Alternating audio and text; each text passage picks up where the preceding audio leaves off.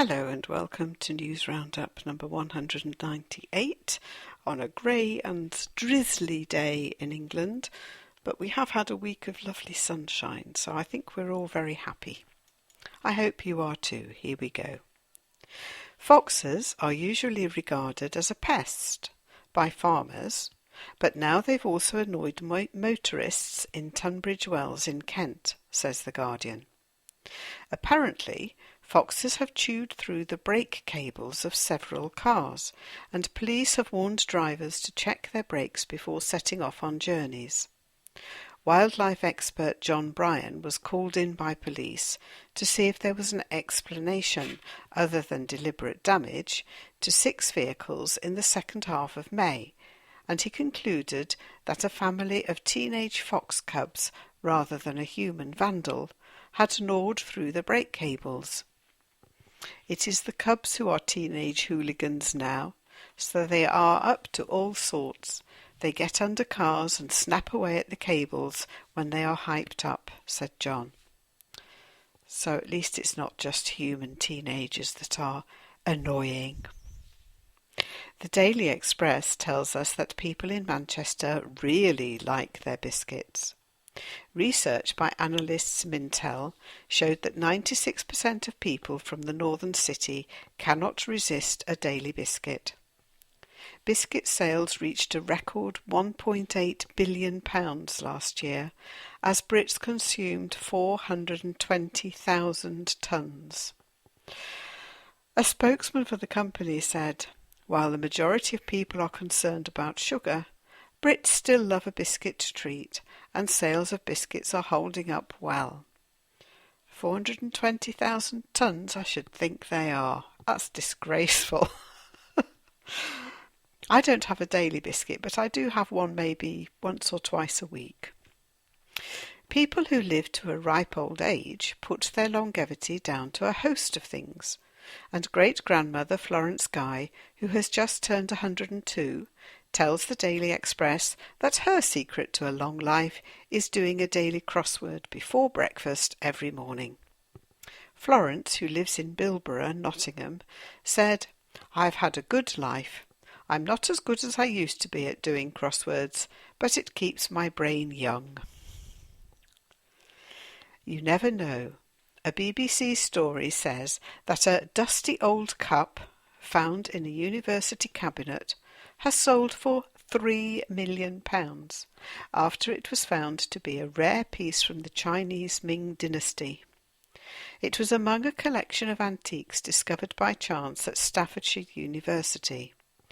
Valued at £2 million, an unknown buyer paid £3.17 million at auction in Hong Kong. Professor Flavia Swan said the antiques had been discovered in the 1970s after a chance conversation with the head of the ceramic technology department. It was after they said, "I've got some dusty old pots cluttering up my corridor. Would you like to have a look?" The pots, including the cup, were put into storage at the university and only emerged again last year. See, put professors in charge of things and it goes all to pot. Ha ha. Roman wooden tablets unearthed by archaeologists are the earliest handwritten documents ever found in Britain, reports the Daily Mail. They were found beneath a pub during work on financial news company Bloomberg's new European headquarters near the Bank Tube station in London. Most of the documents, written in wax on a folding wooden frame, date from between AD 55 and 85. I saw those on the evening news programme, and they looked absolutely amazing. An Aston Martin prototype, which played a big role in the company's history, may sell for around £1 million, despite being a wreck which has not been driven for years. The Daily Express says the Aston Martin DB2 is a non-starter, with damaged panels, a rusty engine, and an interior covered in cobwebs.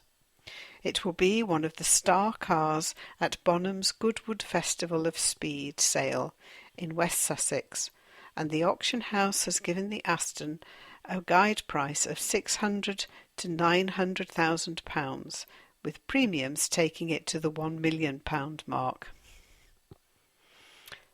What nonsense! It seems that British boys are doing much better than girls when it comes to pocket money.